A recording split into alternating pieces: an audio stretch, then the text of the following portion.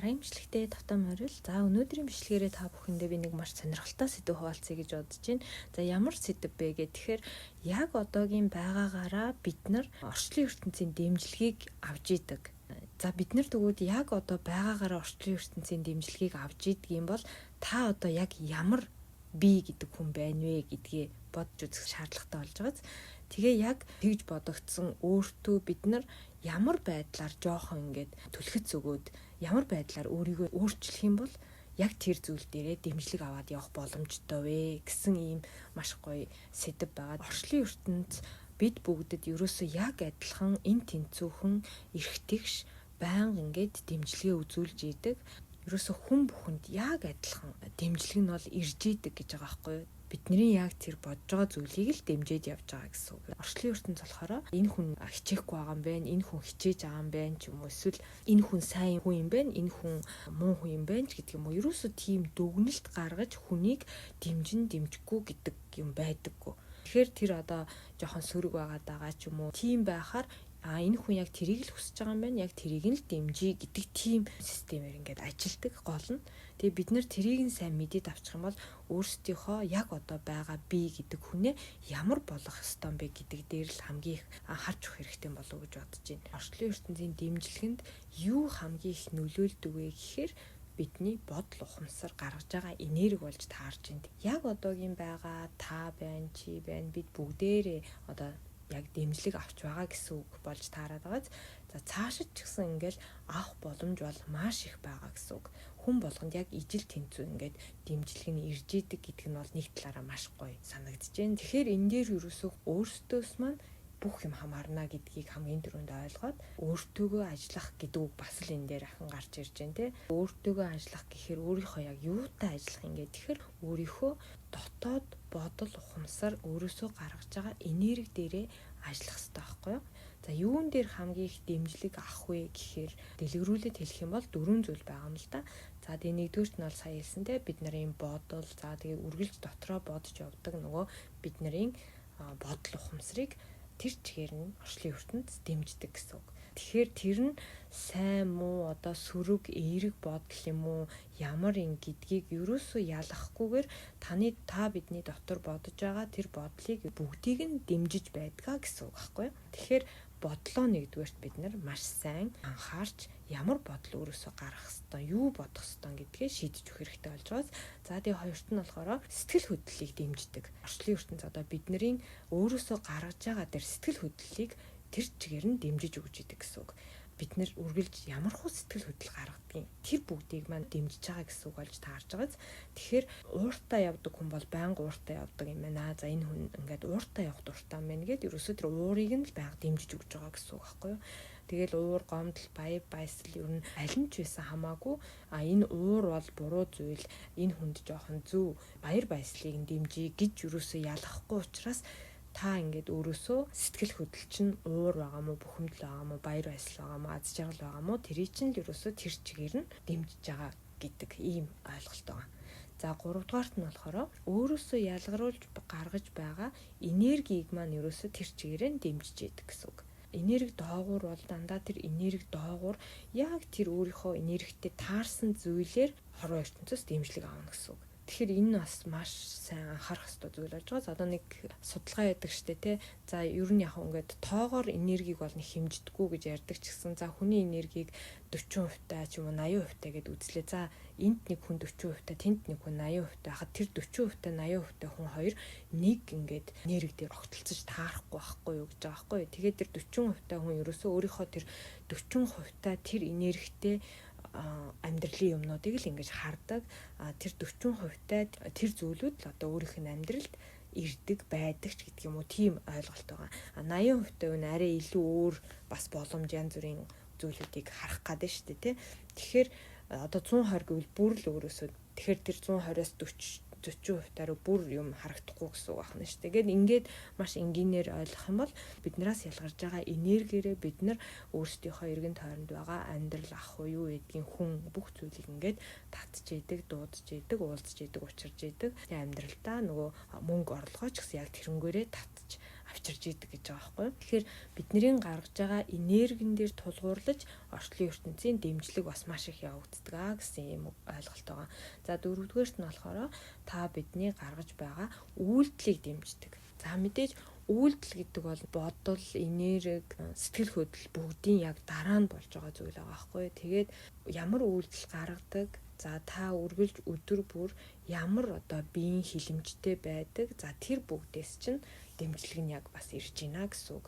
За яараал сандраал өдөр болго ингээл бухимдалтай хүн байдаг бол бухимдал дээр л дэмжлэг ирнэ гэсэн үг шүү дээ. Хамгийн их байдаг зүйл нэг тийм ч юм өвдөж гэн, ийм ч юм өвдөж гэн гэл ингээл эсвэл ядарч гэн гэл бид нар чинь маш их үг хэлдэг шүү дээ. Тэгэхээр ядарч гэн л гэдэг нь одоо тэр ядрахал юмыг ингээд өгөөд ийн гэсэн үг байхгүй юу? Тэр ядрах зүйл дээр л бид нар дэмжлэг аваад ийн гэсэн үг байхгүй юу? Тэгэхээр ерөөсөө 100% яг биднээс өөртөөс мань хамаарах юм зүйл байгаа даа орчлон ертөнцийн дэмжлэг аавна гэдэг нь. Тэгээд яг нөгөө сэдв нь та яг одоогийн байгаагаараа орчлон ертөнцийн дэмжлэгийг авч байгаа гэсэн ийм утга байгаа байхгүй юу. Тэгээд орчлон ертөнц ингээ сайн дураараа бидний өмнөөс та бидний юу гэдгийг бодол үйлдэлийг шүүгээл дүгнээл те муу юм бодоод ахын за одоо жаахан нэг энэ хүн сайн юм болгоод өгчий дооч гэдэг юм уу. За энийг нэг дэмжиж өгье гэсэн тийм зүйл ерөөсөө огт байдаггүй.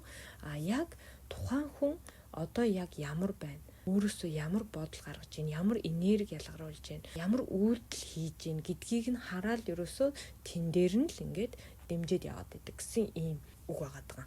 Өөрөөр хэлбэл тухайн хүний бодол, ухамсар, үйлдэлд огт байхгүй зүйлийг шинээр бий болгож дэмжиж өгдөггүй гэсэн үг.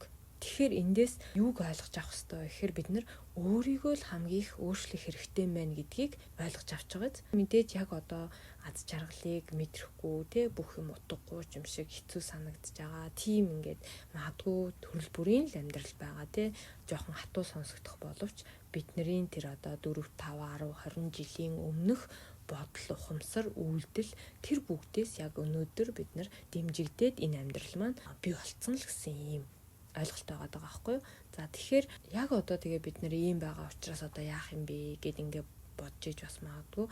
Тэгтээ одооноос өөрийгөө ингээд өөрчлөөд өөрийнхөө дотор байгаа бодол, оюун, ухамсар юу гэдгийг тэр бүх зүйлтэйгээ ингээд анхаарад ажиллаад явах юм бол бүгд өөрчлөгдөх боломжтой гэдэг нь бас хамгийн гоё зүйл гэсэн үг. Тэгэхээр 5-10 жилийн дараах би гэдэг хүн те миний амьдрал ямар байх вэ гэдгээ бодоод миний ирээдүй ямар байх вэ гэдэг зүйлээ бодоод одооноос яг бид нар өөрчлөгдөж эхлэхэд боломж бол дүүрэн байгаа гэж хэлмээр байна. За тэгвэл юунаас эхлэх вэ гэх. Тэгэхээр нэгдүгээрт таагүй тухгүй зүйлд ерөөсөө өөрийнхөө оюун бодол ухамсараа чиглүүлэхгүй байх гэсэн үг.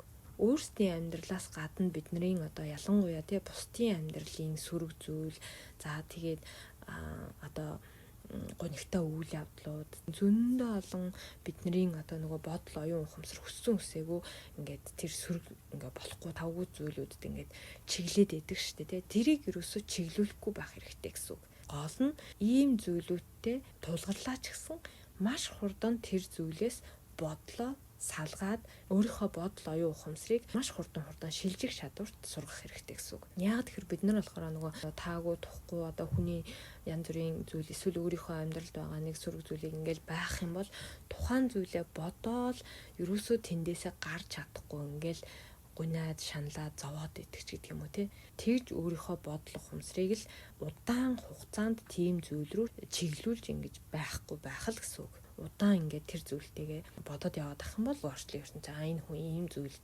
дуртай байна гэл тэрийг нь дэмжиж явчихна гэсэн үг. Төрхөн зуурын зүйл бол шилжих хөдөлгөөнд ингээд өөрийгөө оруулаад сурчих юм бол тухайн зүйлийг бодлоо за одоо надад шийдвэр алга за дараа болъё гэд ингээд шилжүүлэх чадвар суралцчих юм бол энэ бол маш үр дүнтэй гэж бодож байна. Би бас энийг бол маш сайн хэрэгжүүлдэг болсон. Тэ яг ингээд бодоод хор хүмүүс энийг тэгж их ач холбогдол өгч боддгүй юм шиг санагдсан. Одоо миний зүйл биш те тэр хүний асуудал. За тэгээд бусдын асуудалд би жоохон санаа зовж штэ гэдэг тийм байдлаар тэгтэл бусдын юмыг бодож байгаа шүү. Энэ хүн тэр хүний тухай ярьж байгаа шүү гэдэг юм уу те. Энэ хүн кино үзээд ингээ гонигтой болсон ч гэдэг юм уу. Ерөөсөө одоо нэг фэйсбүүкээс таагүй юм үзээд тэрийгээ ингээд бодоод идэг бол ингээ фэйсээс үзчихэд энэ хүн ингэсэн шүү гэдэг юм уу. Ерөөсөө тэгж гол нь орчлон ертөнц ялахгүй зүгээр л таны тэр дотор бодогдож байгаа тэр бодлыг л тэр чигээр нь ерөөсөө дэмжинэ гэдгийг л маш сайн ойлгоод авчих юм бол өөрсдийнхөө бодлыг ер нь маш хурдан ингээд шилжүүлээд сурч байх гэж бодож байна. Ингээд дүгнээд хэлэх юм бол та бидний бодол гэдэг зүйл тэр орчлын ертөнцийн дэмжлэг авахд маш том нөлөө үзүүлдэг гэсэн үг болчихж байгаа.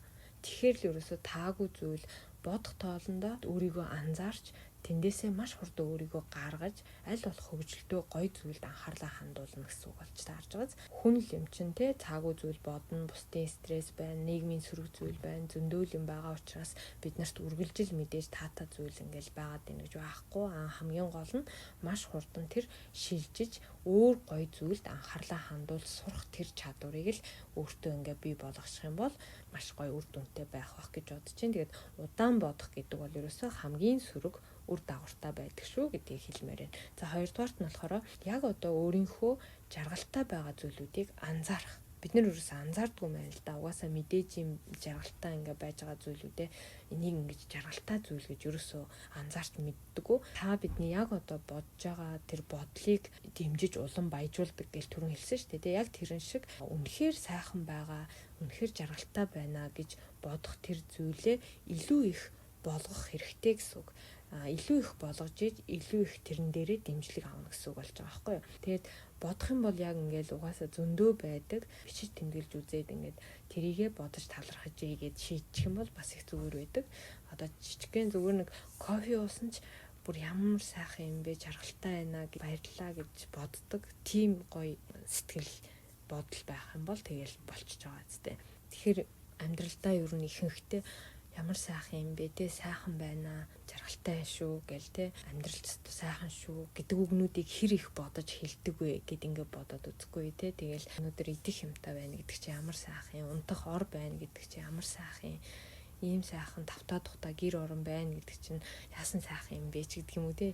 Ямар гоё юм бэ гэл ингээд тийм нэг гоё юм бэ, сайхан юм бэ, жаргалтай юм бэ гэдэг үгнүүдийг их хэлэх тусам тийм зүйлүүдийг дэмжиж өгнө л гэж ойлгох хэрэгтэй болов гэж бодож байна. За тэгээ гуравт нь болохоор гинт бодогдсон зүйлээ хөнгөн ингээ бас хийгээд үзэх хэрэгтэй. За тэгээ дээрэс нь аливаа зүйлийг маш гоё хөнгөн хүлээж авах гэсэн юм зүйл байгаа. Тэгэхээр энэ нэг хоёрыг хийж чаддаг болсноор орчлын ертөнцөөс та биднэрт одоо хийж үзэх зүйлийг бас дэмжлэг болгоод явуулж байгаа гэсэн үг байхгүй юу? Жохон нэг тийм сүнслэг талаас болж магадгүй те. Тэгтээ өөрийнхөө сэтгэл зүг гоё болгоод таагүй зүйлд анхаарлаа хандуулахгүй болоод ирэхээр ер нь аяндаа амьдралд яг энерги өсөд ирж байгаа юм чинь та биднэрт таарсан гоё зүйлүүдийг бас өгнө штэ. За тэнгүүт энийг ийм зүйл хийгээд үздэг юм билүү гэсэн нэг хөнгөн бодол төрөх юм бол хийгээд үзсэн ч болно. Яа тэгэхээр ийм зүйл хийж үзвэл чамд сонирхолтой юм шүү. Ийм зүйл хийж үзвэл чамд амжилттай байх юм шүү гэдэг нэг дохиоч байж бас магадгүй болохоор яг хөө хийж үзэх нь бас зүгээр ах гэж бодоод байгаа байхгүй. Ер нь яг өөрийнхөө зүүн совин тэр зүйлийг сонсоод нэг ийм юм хийгээд үзгээд ах юм гэдэг юм хүнд байдаг штэ тий. Гол нь маш хөнгөн хандах хэрэгтэй. Тэгээд хийж үзээд ер нь бол болох юм бол тэр болохгүй байсан ч яг зүгээр гэдэг тийм сэтгэл зүйтэй байх хэрэгтэй. Нөгөөтэйгүр бусдын үг үйлдэл за тэгээд өөрийнхөө хийж байгаа зүйл ч юм уу те болж байгаа үйл явц процесс гэл ер нь юунд ч хитрхи их нухацтайгаар хандаад хүн дээр тусгаж аваад ингээд шаналаад байх хэрэггүй гэж бодож байна. Ер нь юмыг болж өгвөл маш гоё хөнгөнөөр хүлээж аваад за тэгээ болвол тэр үз болохгүй бол тэр үз гэх те.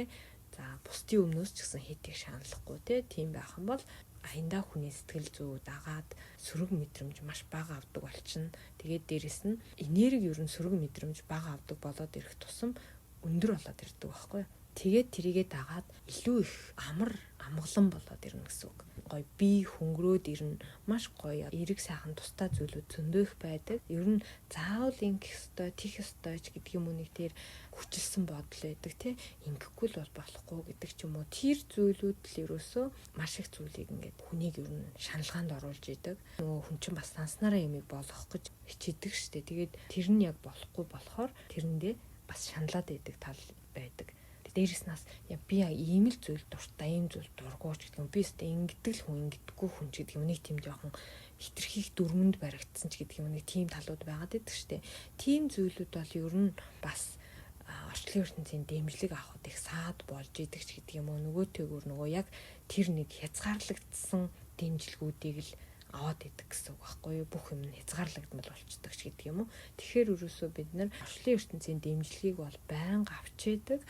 Ямар зүйл дээр тэр дэмжлэгээ авч явах юм бэ гэдгийг хүн өөрөө шийддэг учраас яг одоо байгаа өөрийгөө яаж өөрчлөх вэ гэдэг дээр л ажиллах хэрэгтэй мэн гэдгийг хамгийн түрүүнд өөртөө ойлгоод бодоод тунгаагаад авчих юм бол зөв юм болов гэж бодоод та бүхэндээ бас өнөөдрийн сэдвийг хүргэлээ. Тэгээд та бүхэн маань өрсөндөө хэрэгтэй нэг зүйлийг ч гэсэн ойлгож авсан байхаа гэж бодож байна. Тэгээд бичлэгийг маань энэ хүртэл сонссон та бүхэндээ маш их баярлалаа. Дараагийнхаа бичлэгээр дахин уулзцгаая. Баярлалаа.